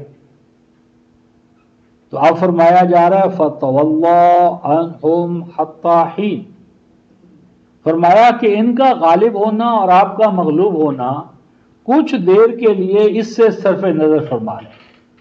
فَتَوَلَّىٰ عَنْهُمْ صرف نظر فرما لیں ان سے، ان کے غلبے سے، حتیٰ حین کچھ دیر کے لیے، تھوڑی سی دیر کے لیے، وَأَبْصِرْهُمْ فَسَوْفَ يُبْصِرُونَ، فرمایا آپ بھی دیکھیں گے ان کو اور یہ بھی دیکھیں گے آپ کو کہ کون غالب ہوتا ہے۔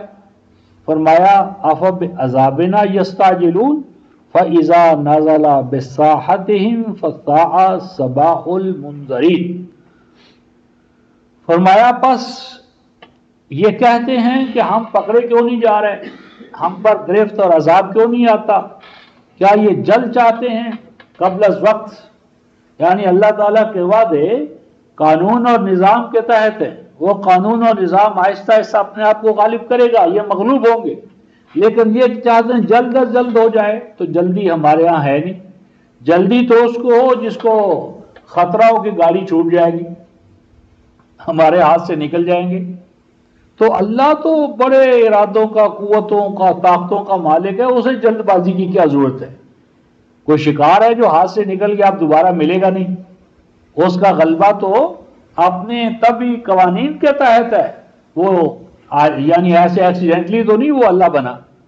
فرمایا ہمیں جلد بازی کی ضرورت نہیں ہے، ہاں اتنا کہتے ہیں فَإِذَا نَزَلَ بِسَاحَتِهِمْ فَسَاءَ صَبَاحُ الْمُنذَرِينَ، ہاں وہ وقت آ جائے گا کہ جب ہمارا عذاب اترے گا ان کی وادی میں۔ یہ فتح مکہ کی طرف اشارہ ہے، تو جب فتح مکہ میں آپ بطور فاتح ان کی طرف آئیں گے تو پھر کیا ہوگا؟ فَسَاءَ صَبَاحُ الْمُنذَرِينَ، جب صبح اٹھیں گے تو ان کو جن کو بار بار آگاہ کیا گیا تھا، ان کی وہ صبح بڑی ہی بے مزہ ہوگی، بد مزہ ہوگی، حواس باختہ ہوں گے، ساری سچویشن تبدیل ہو چکی ہوگی کہ رات سوئے تھے تو فاتح تھے، صبح اٹھے ہیں تو مفتوح ہیں، مغلوب ہیں، کہاں گیا غلبہ، کہاں گئی قوت و طاقت؟ اور یہ اللہ تبارک و تعالیٰ کی مستقل سنت ہے۔ اس طرح کی سنت ہے رفقا محترم کہ اللہ تعالیٰ نے ہمیں جھنجھوڑا ہے کہ ہم نے اللہ تعالیٰ کی سنت سے صرف نظر کر لیا ہے۔ یہ 54 سورہ میں اللہ تعالیٰ سورہ القمر،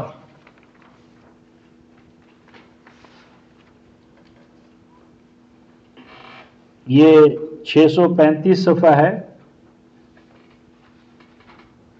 635 صفحہ،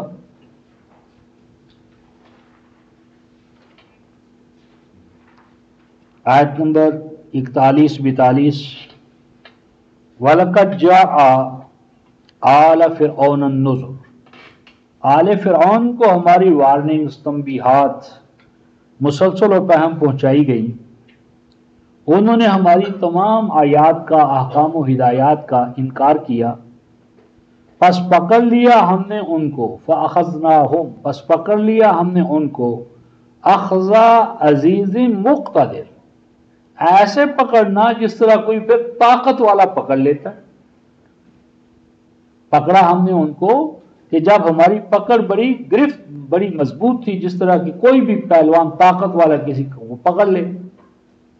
اس کے بعد اللہ تعالیٰ فرماتے ہیں اکفارکم خیر من اولئکم ام لکم براءۃ فی الزبور، اے ایمان والو، اے اہل ایمان، کیا تم نے یہ گمان کر لیا ہے کہ آج جو تمہارے وقت کے جو کافر ہیں یہ پہلے کافروں سے برتر پوزیشن میں ہیں؟ ام لکم براءۃ فی الزبور، یا اللہ تعالیٰ اپنے قوانین اور نظام سے دستبردار ہو گئے؟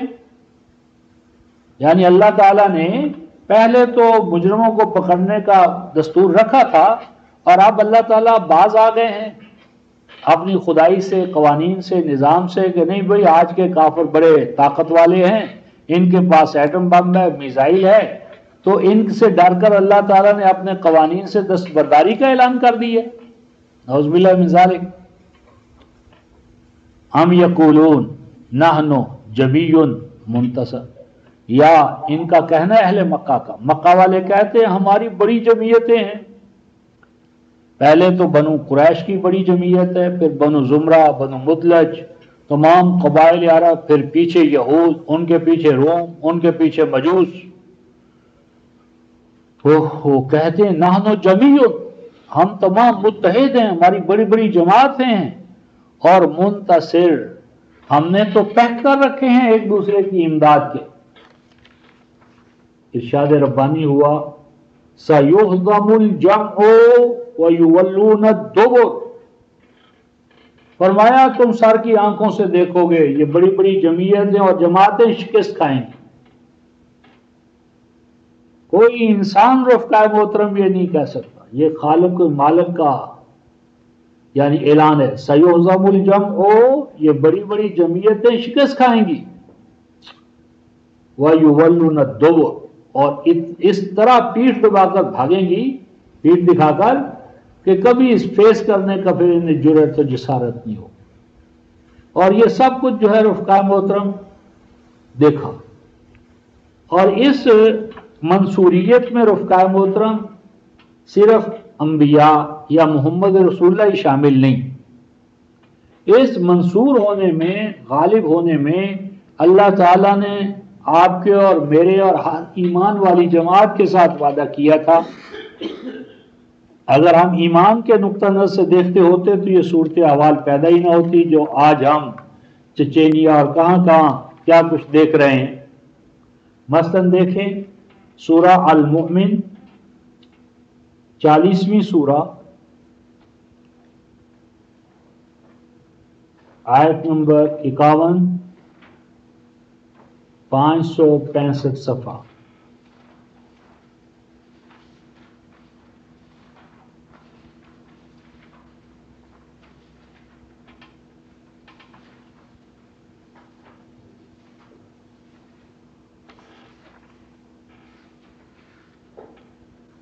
پانچ سو 65 صفحہ، یہ 51 آیت ہے کہ 66 تو نہیں؟ ہاں نہیں، صفحہ کون سا ہے؟ 65 ہی ہے، اور یہ یقوموں پر ختم ہوتا ہے صفحہ، یقوموں پر۔ اِنَّا لَنَنصُرُ، بلا شبہ ہم منصور کرتے ہیں اور کریں گے، بلا شبہ ہم منصور کرتے رہے ہیں۔ کن کو کرتے رہیں؟ رسلانہ، اپنے رسولوں کو۔ اور اب رسولوں کے نمائندہ کون تھے؟ محمد رسول اللہ صلی اللہ علیہ وسلم، جن کا منصور ہونا طے شدہ تھا۔ ہم منصور کرتے رہے ہیں کن کو؟ رسولوں کو۔ اور آگے ہے رفقا محترم، نہ صرف رسولوں کو بلکہ فرمایا والذین آمنوا، صرف رسولوں کو منصور نہیں کیا کہ اگر رسول منصور ہوئے تو ختم نبوت کے بعد اب تو اندھیرا ہے، تاریک رات ہے، کیونکہ اب تو رسول تو ختم ہو گئے۔ تو اب جب رسول ختم ہو گئے تو بیٹھو آرام سے، اب تو نہیں ہوگا۔ نہیں، اللہ پاک فرماتے ہیں والذین آمنوا، ہمارا یہ وعدہ صرف رسولوں کے ساتھ نہیں ہے کہ رسول منصور ہوں گے، ہمارا یہ وعدہ کن کے ساتھ ہے؟ جو ایمان لے آئے مومن پر۔ اور آمنو کہا ہے، ریلی کا رسول کی صحبت میں آئے ہو، رسول کی رفاقت میں آئے ہو، رسول کے زمانے میں پیدا ہوئے ہو، یعنی رسول کا زمانہ، صحبت یہ نہیں، رسول کے مشن اور پیغام پر ایمان ہو۔ ایمان، اور ایمان جہاں بھی قرآن میں ہے توحید ہے، اور ایمان سے مراد ایمان بالقرآن ہے، اللہ کے کلام پر ایمان ہو اور اللہ کی توحید پر یقین ہو، ہر طرح کے شرک سے پاک ہوں اور کلام الہی کی امامت میں چلنے والے ہوں، ہم انہیں منصور کریں گے۔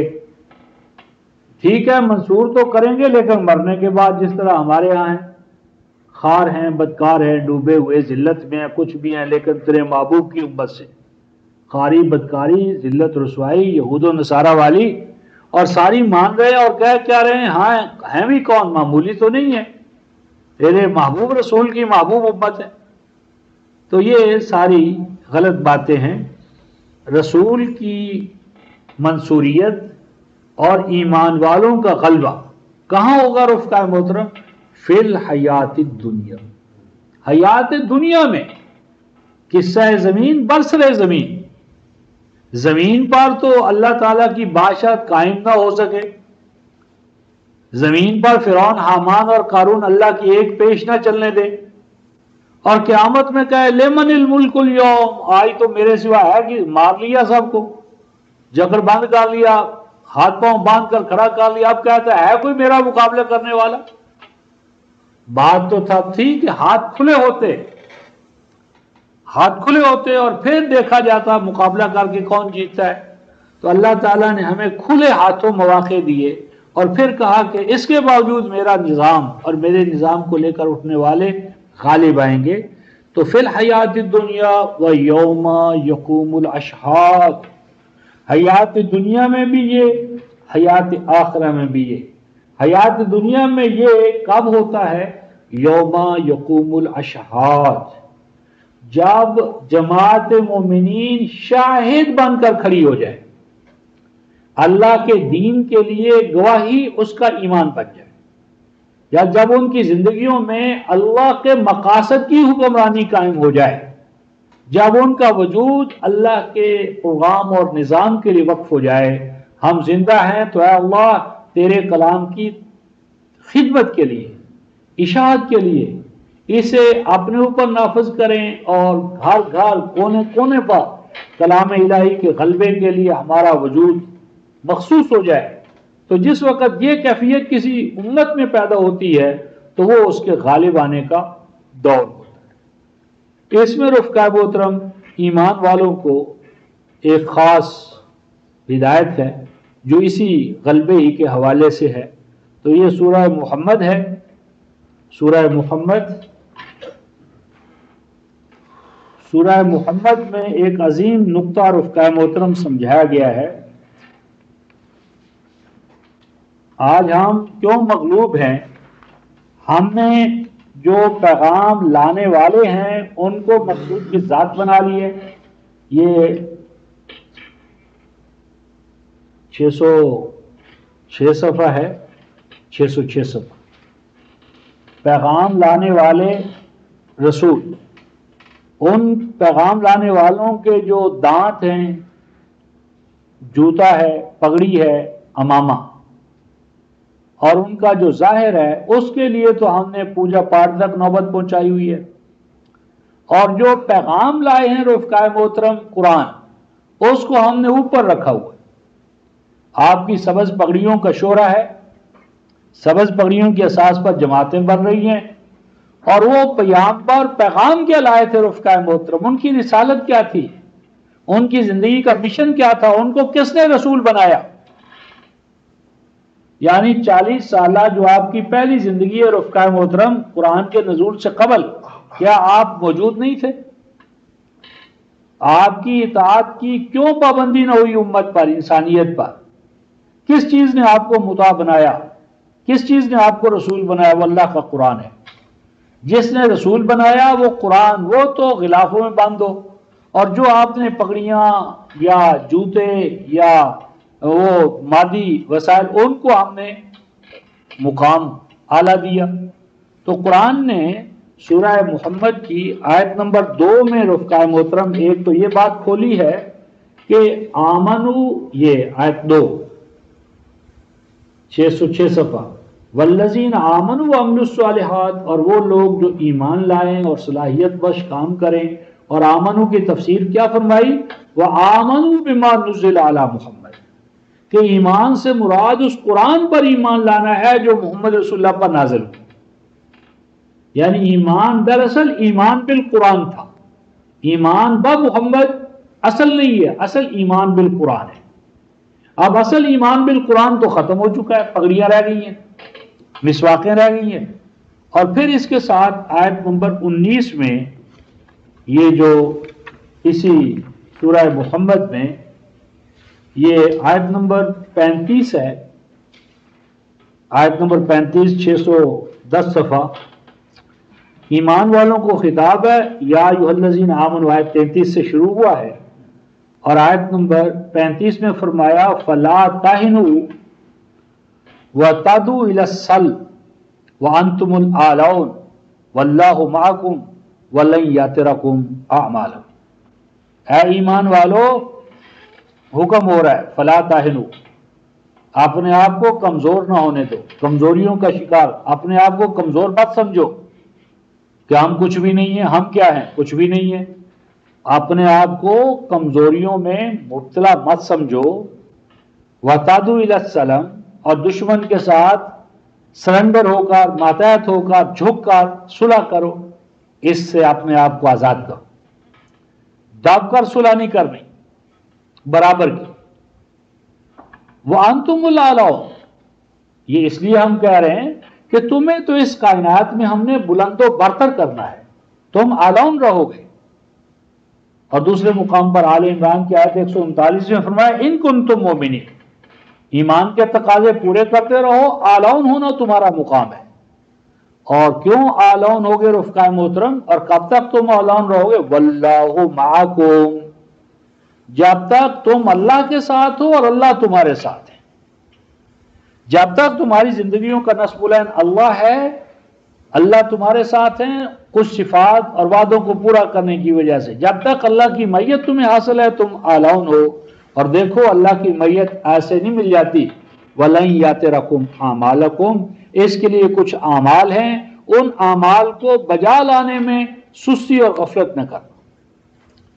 تو کہنا یہ تھا رفقائے محترم کہ انبیاء علیہ السلام کا غلبہ شرائط کے ساتھ ہے، اور یہی غلبہ امت مسلمہ کے ساتھ ہے۔ اور اسی غلبے پر 3:144 میں فرمایا کہ محمد رسول اللہ کی ذات کو اصل نہ بنا لینا، محمد رسول اللہ کی تو ذات آج ہے کل نہیں ہوگے، پھر کہاں جاؤ گے؟ تو رب کے ساتھ وابستہ رہنا اور رب کے کلام کو اصل مقام دینا۔ تو جب تک یہ مقام رہے گا تم کائنات میں غالب، اور جب یہ مقام چھوڑ دو گے تو پھر مغلوبیتوں کا دور جس طرح آج ہمارے اوپر ہے۔ تو اس طرح رفقائے محترم ہم اس کو یہاں ختم کرتے ہیں۔ تو آخر دعوانا ان الحمد للہ رب العالمین۔